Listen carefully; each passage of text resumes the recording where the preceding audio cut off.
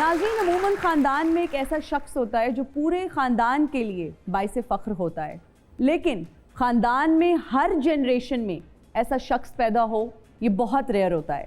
हमारे जो आज के मेहमान हैं वो इसकी ज़िंदा मिसाल हैं। एक बहुत बड़ी शख्सियत के यहाँ पैदा हुए और ख़ुद भी शोहरत की बुलंदियों को छुआ। जब हम बात करते हैं लिविंग लेजेंड की, he is truly a living legend. Theatre, radio, film, TV, बहुत बड़ा नाम। और अगर बिजनेस की भी बात की जाए तो बिजनेस का भी बहुत बड़ा नाम। मेरी खुशनसीबी है कि आज मेरे सामने बैठे हुए हैं इरफान खूसट साहब। अस्सलाम वालेकुम सर जी, कैसे हैं आप? वालेकुम अस्सलाम। मैं बहुत अच्छा हूँ, बहुत प्रेटी हूँ मैं, इसमें कोई शक नहीं। तो और ये बहुत खुश हूँ यहाँ आकर जी, आपसे मिलकर। बड़ी लाइवली और ज़बरदस्त पर्सनालिटी है आपकी। लेकिन सर मैं एक बात जानना चाहती हूँ कि आपने, जब हम करियर की बात करते हैं, आपके वालिद साहब ने भी बुजुर्ग का कैरेक्टर किया। करियर के आगाज़ की जब हम बात करते हैं, आपने भी बुजुर्ग का कैरेक्टर किया। और सरमद की भी जब हम बात करते हैं तो भरी जवानी में उन्होंने भी ऐसा ही कैरेक्टर किया। तो क्या ये एक हसीन इत्तफाक है या फिर खूसट नाम की तासीर है? देखो, बात यह है बेटा कि जिस कैरेक्टर में एक्टर के करने के लिए कुछ हो उसे उस कैरेक्टर को तरजीह देना चाहिए। वाह वाह। तो अब्बा तो वो करते थे, पेंटर थे, सेट्स लगाते थे, तो उनके दिल में ये शौक था कि मैंने भी एक्टर बनना है। तो उनको जो पहला कैरेक्टर मिला वो एक ओल्ड कैरेक्टर था, तो वो उस जोश में, उस जवानी में वो कैरेक्टर कर गए और वो इतना अच्छा किया कि वो लोगों ने उनका नाम ही सुल्तान अली से सुल्तान खूसट कर दिया। वाह। मैं जब रेडियो से मैंने काम शुरू किया तो मेरी दाढ़ी मूछ भी नहीं थी, ना मैं बच्चा था ना मैं जवान था, अजीब एक बदरंगी सी चीज था। ओके जी। जैसे गधे का बच्चा जो होता है ना, वो बच्चा जब होता है बड़ा प्यारा होता है जी, क्यूट सा। हाँ। और एक और किसी का बच्चा भी होता है जी सर। तो वो भी बड़ा प्यारा होता है। लेकिन जो दूसरा बच्चा होता है ना, वो बचपन में भी प्यारा होता है और जवान होकर भी वो प्यारा ही होता है। बेशक। मैंने तो शुरू प्रोग्राम में कह दिया था कि मैं बड़ा प्रेटी था। ये प्रेटी की आपने तफसील नहीं पूछी। हाँ जी, प्लीज बताइए। वो बच्चों का एक मास्टर था, क्लासरूम में वो बच्चों को पढ़ा रहा था। हाँ जी। तो वो उसने लिखा PRETTY प्रेटी। तो इतनी देर में वो हेडमास्टर अंदर दाखिल हुआ। हाँ जी। वो आगे बढ़ा, उसने मास्टर से कहा कि ये क्या पढ़ा रहे हैं आप? हाँ, प्रेटी। देख लो, प्रेटी पढ़ा रहे हैं। हाँ। उसने कहा नहीं, इसका मतलब आपको भी नहीं पता है। वो प्रेटी पढ़ा रहे हैं और बच्चे प्रेटी पढ़ रहे हैं। तो उसने कहा नहीं, ये प्रेटी है, प्रेटी। हाँ। अच्छा, मैंने जी जी आपने कुछ कहा? नहीं कुछ कहा। सर आपने कहा मैं प्रेटी हूँ, मैंने कहा मैं अब क्या पूछूं? सर आप उस्ताद की हैसियत रखते हैं, मैं तो बस मैंने समझ आ गया। उस्तानी साहिबा आप बड़ी तेज हैं। तो वो मैंने तफसील इसलिए बतानी थी कि आप मुझे नालायक समझ के नहीं सर, बिल्कुल भी नहीं। कहीं ये सीरियसली प्रेटी तो नहीं कह रहा? नहीं सर, मुझे पता था it was on lighter note, लेकिन स्टोरी अब सुन के अच्छा लग रहा है। तो वो हेडमास्टर ने कहा कि ये प्रेटी नहीं है, ये प्रीटी है। तो मास्टर ने जवाब दिया, सर जी जदों मेरी तनख्वाह 700 तो 900 नहीं होएगी, मैं उदों तिकर प्रेटी पढ़ावा। अच्छा सर, जब हम बात करते हैं जवानी की, कैसी जवानी गुजरी, कितनी हसीनाओं को आपने लव लेटर्स लिखे? सही बताना है आपने, ये नहीं लिखे। मैं मान ही नहीं सकती सर कि आपने खत ना लिखा हो। अच्छा, पता नहीं क्यों। इतने हैंडसम होके, इतने कूल डूड होके आपने कोई खत नहीं लिखा? ना करें सर जी, ना। नहीं, मैं सच्ची बता दूंगा, जो कहूंगा सच कहूंगा, सच के सिवा कुछ नहीं। चले फिर आज बता दे। ठीक है। हाँ जी, मैंने मुख्तलिफ जगह हाथ मारने की कोशिश की। अच्छा, ओके। और मैं समझता हूँ बैड लक मेरी ये है जी। कि जहाँ मैं चाहता था वहाँ बात नहीं बनी। है। हाँ, उसमें मैं समझता हूँ कुछ दुनियादारी भी आ गई थी। अच्छा। दुनियादारी इसलिए आ गई थी कि मेरा वो इंतहाई स्ट्रगल का पीरियड था। ओ। मेरे अब्बा का इंतकाल जब हुआ तो मैं तो 12 साल जी का था। बिल्कुल बिल्कुल। तो वो अजीब सा मैं था, गरीब भी था। तो जब बंदा अजीबो गरीब हो तो उसको घास कम लोग ही डालते हैं। अच्छा, तब भी ऐसा दौर था? मुझे लगता है कि अब लोगों की अप्रोच थोड़ी ज्यादा मटेरियलिस्टिक हो गई है। लोग देखते हैं कि पैसे कितना कमाता है। तो मैं तो कुछ भी नहीं कमाता था। जहाँ फिर अप्रोच करने की कोशिश की वहां से रिजेक्शन। दिल टूटा? ऐसा ओए होए। नहीं। अच्छा, खत लिखते थे तो एड्रेस कैसे करते थे अपनी महबूबा को? क्या क्या वर्ड्स क्या होते थे? जानाने मन। जानाने मन। हाँ, अरे वाह। मतलब अपनी तरफ से फोर्सफुल करता था। तो वो खत फेंक के ओके। तो आ जाना। ओके। अच्छा, एक दफ़ा मेरे एक कज़न थे, वो वहाँ थे कुवैत में। तो वो आए एक लॉकेट लेकर जिसमें अल्लाह लिखा होता है। अच्छा। उन्होंने मुझे ला के वो दे दिया। उन्होंने कहा ये तुम पहन लो। वाह। मैंने कहा अच्छा। तो मैं वो स्कूल ले गया। वहाँ भी मैं एक सिलसिला रखता था। ओके। तो वो जो मोहतरमा थी, जी। अच्छा, मैं उनको पहले भी मोहतरमा ही समझता था ओके। क्योंकि वो बड़ी फैमिली की थी। ओके। तो वो उनको मैंने कहा आपने रिसेस में क्लासरूम में रहना है, जी। मैं यहाँ छुप जाऊँगा, मैंने आपसे कोई बात करनी है। ओके। तो मैंने वो डिबिया में से निकाला कि कहीं वो ना हो कि ये डिबिया यहीं कहीं भूल जाएं और ये राज खुल जाए। जी। मैंने वहीं से एक कागज़ फाड़ा एक कॉपी का जी। और वो उसको डिबिया में से निकाल के उसमें रख के चुड़मुड़ करके ना, तो वो उनको मैंने कहा ये आप रख लें। उन्होंने कहा ये क्या है? रियली? हाँ हाँ, घबराहट होती है ना बड़ी, इश्क करना आसान नहीं। तो मैंने वो दिया ओके। और मैं क्लासरूम से निकल गया और मैंने जाते जाते कहा कि आई लव यू।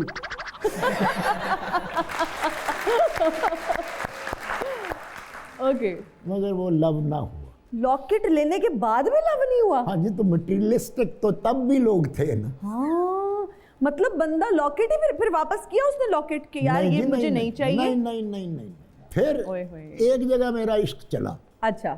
इश्क चला तो वो मुझे आखिरी वक्त तक प्यार करती रही। ओके। ओके।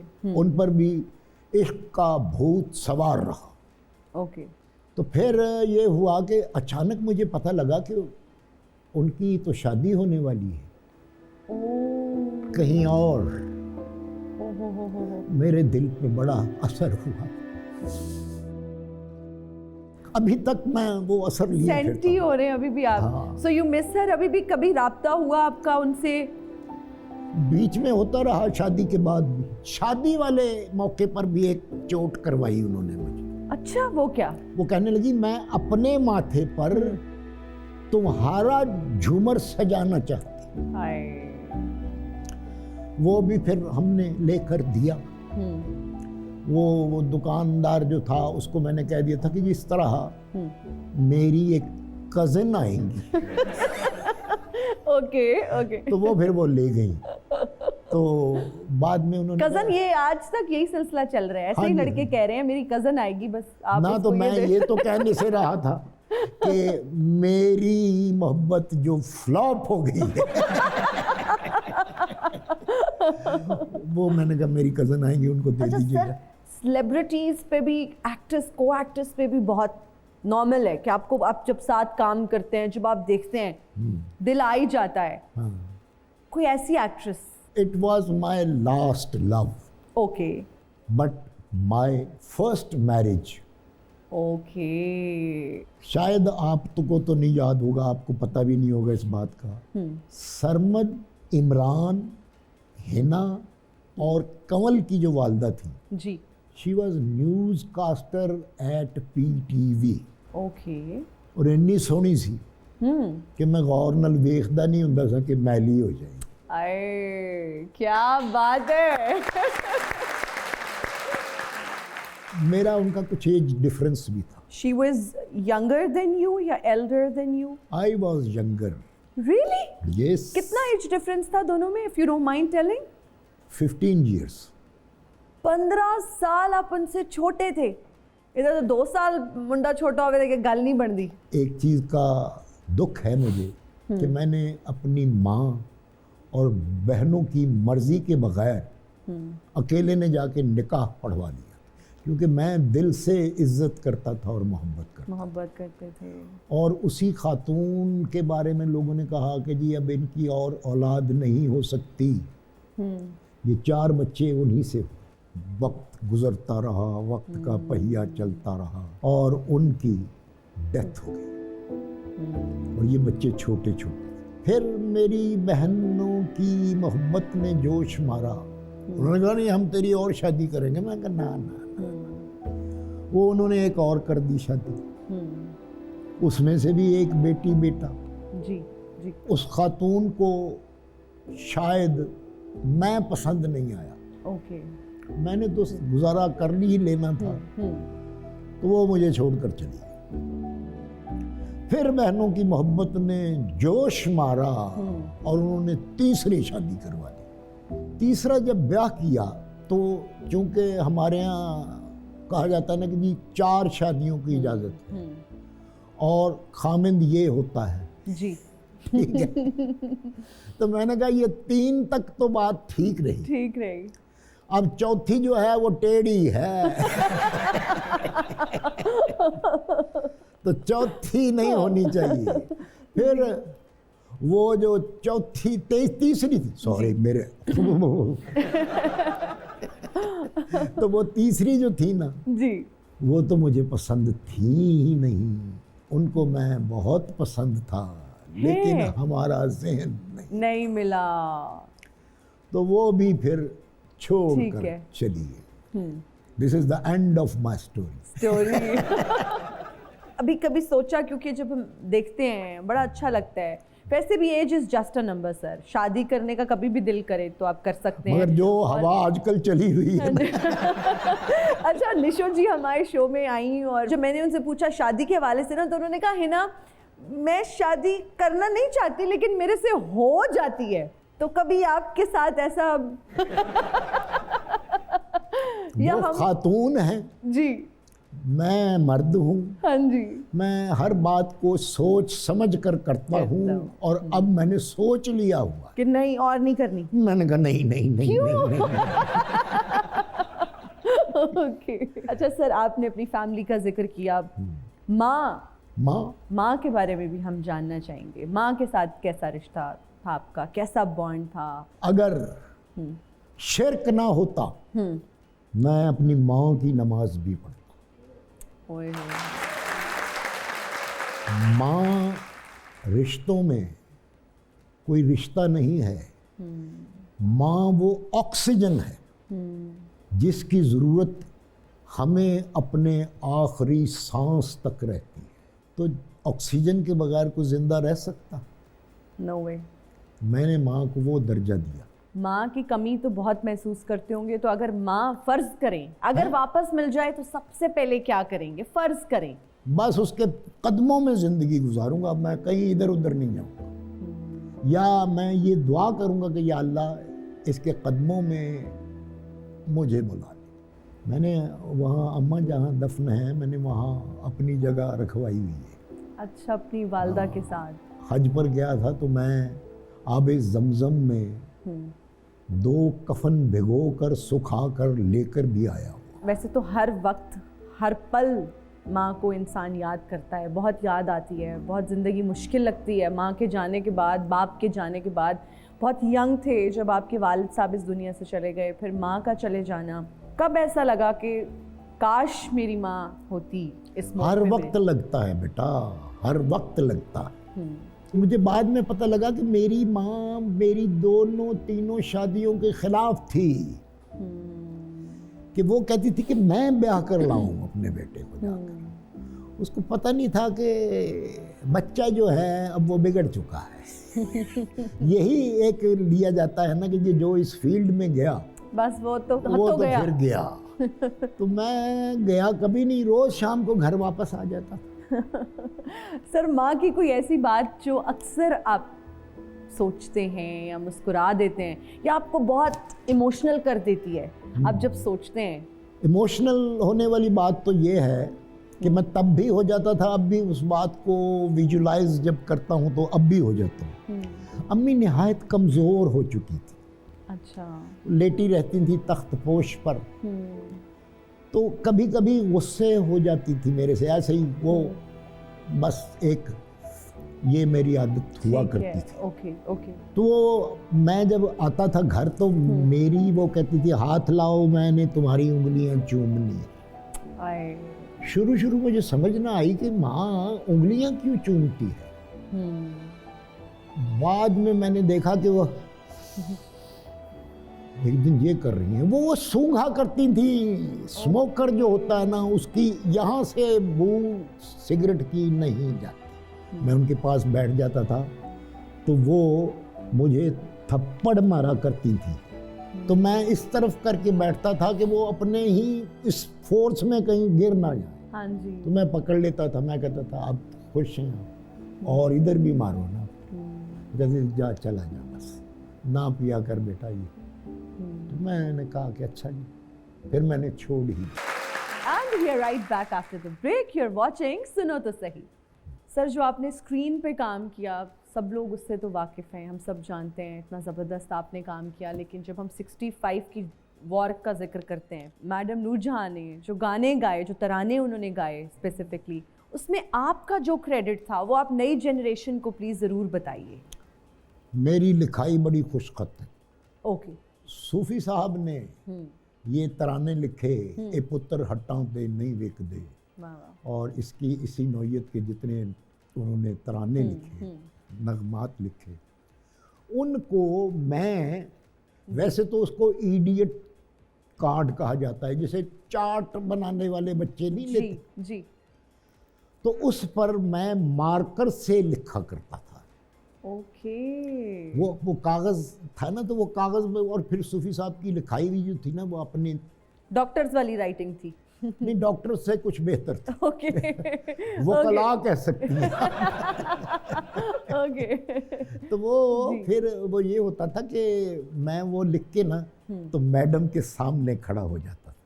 अच्छा। तो मैडम वो देख कर गाती थी और फिर मुझे बहुत प्यार करती थी। सर, आपकी क्या कैफियत होती थी जब आप वो चार्ट पे लिखा हुआ वो लिरिक्स पकड़ के खड़े होते थे? मैं ये समझता था कि ये मैं भी इसमें, मैडम के जो 100 नंबर है ना, जी। उसमें 20 मेरी वजह से हैं। वाह, क्या बात है, इसमें कोई शक नहीं। पहले अगर हम आपके मुआवजे का जिक्र करें, गालबन 7 रुपए आपको मिले थे? हाँ जी, रेडियो से 5 रुपए का नोट और 2 ठीपे, ये कॉइन की सूरत में होता था रुपया। अम्मा के हाथ में जाके 5 रुपए रखे, हाँ जी, उनकी हथेली पे, उनके क्या तासुरात थे? वो बड़ा खुश हुई और उन्होंने दुआ दी। अच्छा, गुर्बत इतनी देखी कि आंतड़ियों में कुछ, हाँ जी, भूख की वजह से आंतड़ियों में जख्म हो गए। बस दौर खाया। कैसे फिर वो निज़ाम चला और क्या वो मुश्किल वक्त था कि भूखे रहे? नहीं, इतनी आमदन नहीं थी, जितने अखराजात थे, जितनी जिम्मेदारियां थी, तो वो फिर बीमारी होता है ना बंदा, और वो उस वक्त की जो बीमारी होती है वो फिर सारी जिंदगी साथ रहती है। सर, हमारा एक सेगमेंट है जिसका नाम है deliver a dialogue in different moods. Sir, आपका डायलॉग है, ओ एक घर वाले हो, ओ एक कान खोल के सुन लो, मेरा नाज है सूदा बदमाश, ओए मैं टब्बर खा जा ते डकार ना मारा। अब आपने इसको बोलना है गुस्से में, शदीद गुस्से में। ओए घर वाले हो, ओए मेरी गल काना दियां खिड़कियां ते दरवाजे खोल के सुनो। ओए मैं वो जिदा नाम लैके मावा अपने बच्चे डराउंदियां ने। ओए मैं वो जेड़ा टब्बर खा जवे ते डकार मारे।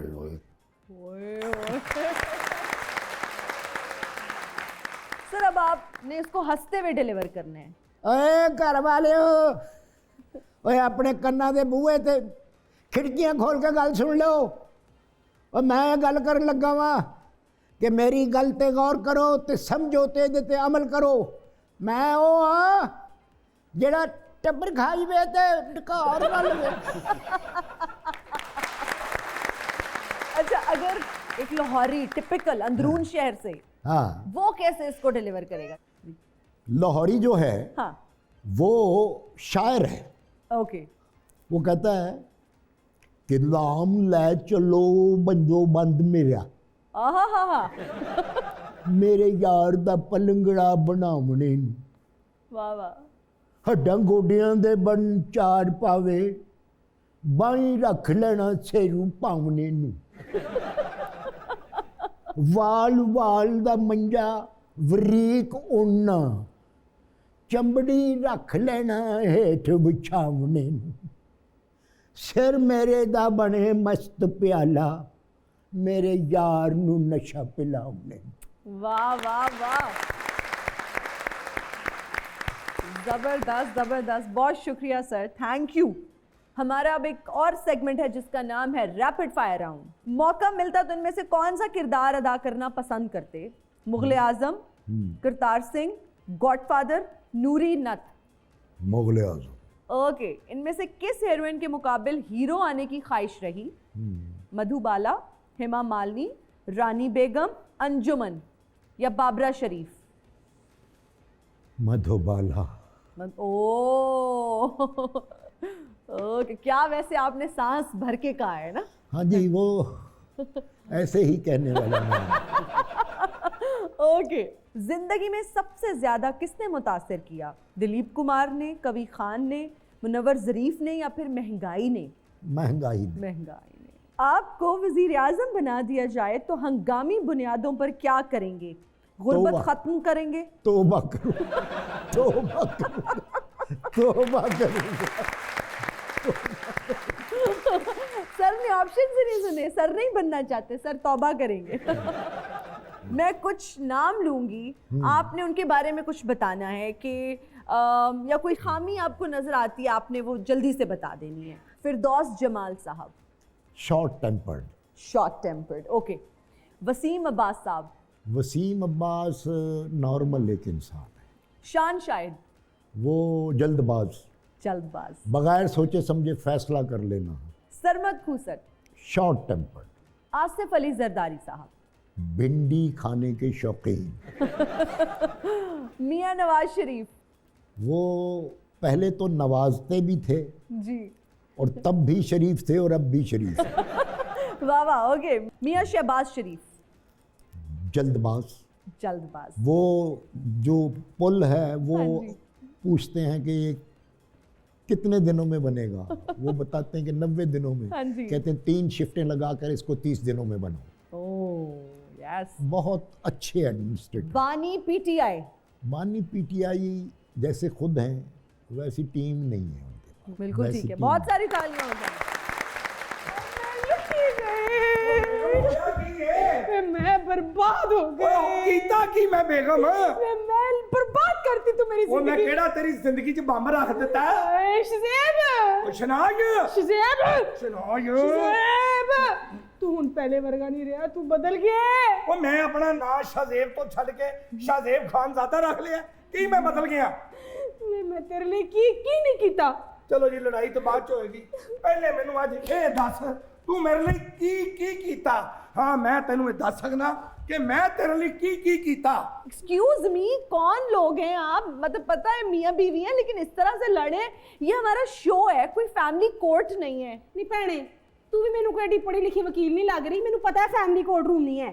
फैमिली कोर्ट भावे नहीं है ना जी लेकिन तुहाडे चों फैमिली दा एहसास क्यों हुंदा है? इधर इहजियां कुड़ियां दिखदियां ही सोफिस्टिकेटेड ने, थुक सुट नहीं होंदियां। ओ मेरी फैमिली पूछ ले भाईजान हजूर उस वजह ना। अच्छा, पहले तो मुझे उस बंदे का नाम बताएं ना जिसने आपका नाम शज़ेब रखा है। क्यों जी की होया जी मेरे नाम? आप जैसे बंदों का नाम होता है माजा, फीका, अच्छू, आपका नाम शजेब किसने रख दिया है? जिवें राजा ठूठ हुंदा। अपनी लड़ाई जेड़ी बंद करो, जेड़ा मेरा काम करना ही ना मैनू ओ करन दे। हुण अपनी बकवास ना कि साइड तो खलो जा। शनाय शजेब शनाय शजेब, मैं ते डायरेक्ट हवालदार साहब ਤੁਹਾਡੇ ਨਾਲ ਗੱਲ ਕਰਨ ਆਈ ਆ। ਰਿਟਾਇਰ ਹੋ ਗਏ ਨੇ, ਰਿਟਾਇਰ ਹੋ ਗਏ ਨੇ, ਹੁਣ ਨਾ ਕਰ ਉਹਨਾਂ ਨਾਲ ਗੱਲ। मैं हुण बीबी चलिया कारतूस। डायरेक्ट हवालदार साहब जी मेरिया अखां च अखां पा के वेखो। ਨਾ ਕਰ, ਇਸ ਕੰਮ ਦੇ ਚੈਂਪੀਅਨ ਨਹੀਂ ਹੋ, ਨਾ ਕਰ। ਮੈਂ ਜਾਣਨਾ ਸਾਡੇ ਵੱਡੇ ਨੇ। ਤੇ ਤਾਂ ਹੀ ਤੇ कहनी पई इधर ਦੇਖ मेरिया अखां च अखां पा के वेखो। हाँ जी। ਇਹਨੂੰ ਯਰਕਾਨ ਤੇ ਨਹੀਂ। ओए बीबी, ओ है भाई, ये तो काफी खूबसूरत है।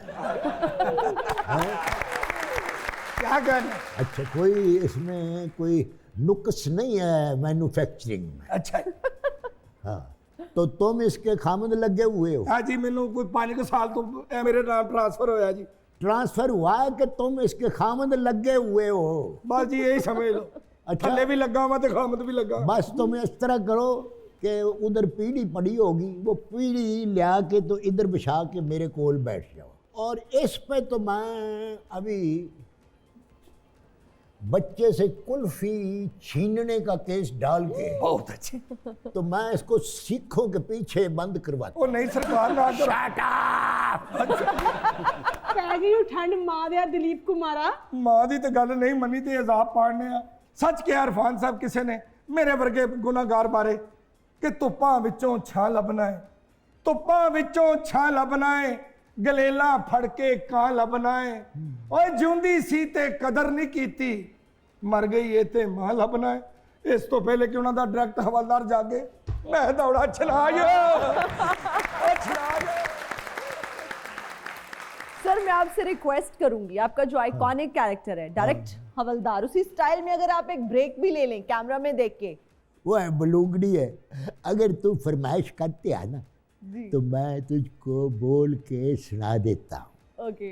वह कर्मदाद है नाव मेरा, बड़ा डायरेक्ट हवलदार, आगे आगे छेती छेती बढ़ूंगा ठाणेदार। वाह वाह। वह चोर चक्के शिगिर्द है मेरे, तो मैं हूं उनका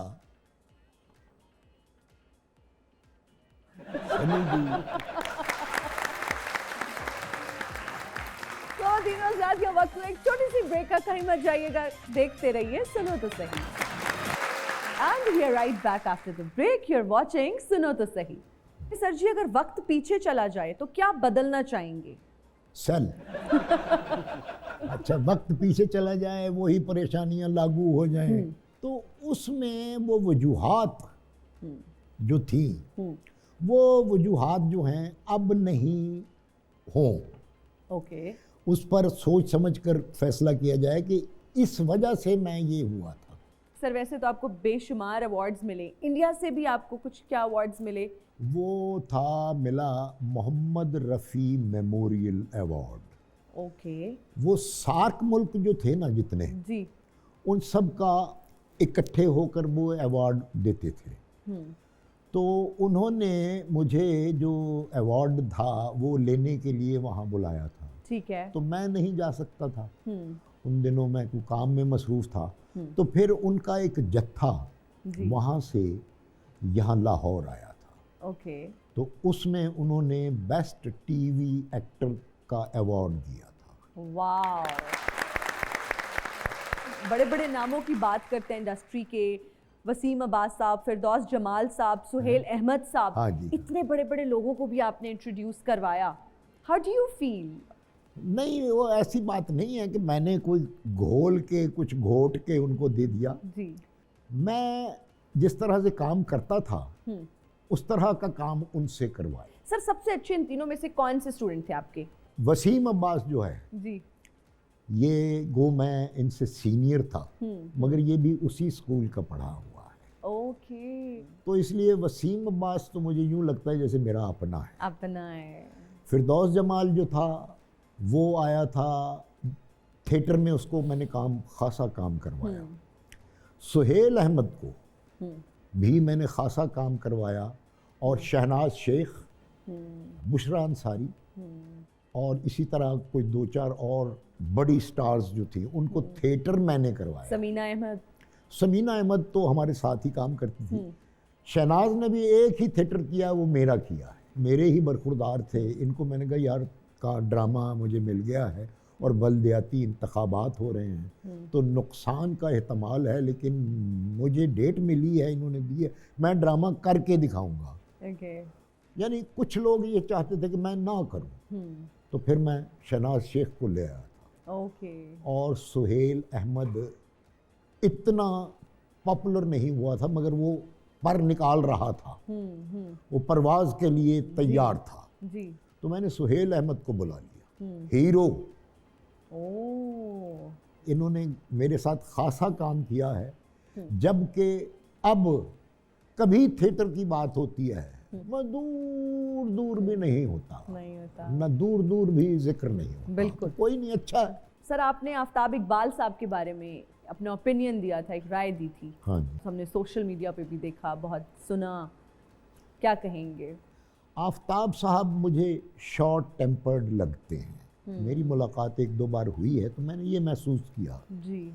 मैंने सिर्फ ये कहा था, अमानुल्लाह का जब जिक्र आया तो मैंने ये कहा था कि अमानुल्लाह शायद, मौत ज़िंदगी तो अल्लाह की तरफ से है, कुछ दिन और जी लेता।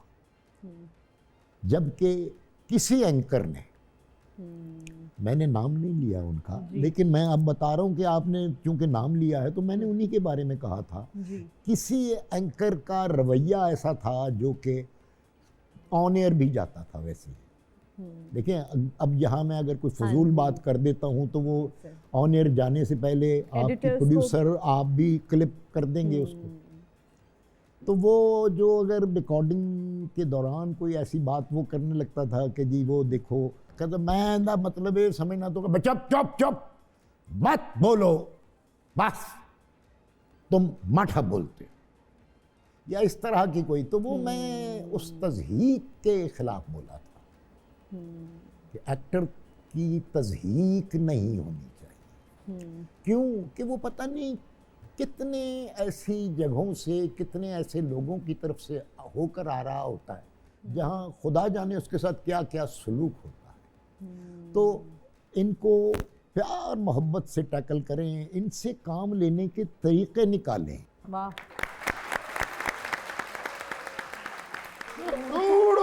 टिक टिक टक टक टुक टिक टक टक टुक टुक टक टक टुक टुक टक टीडूडू।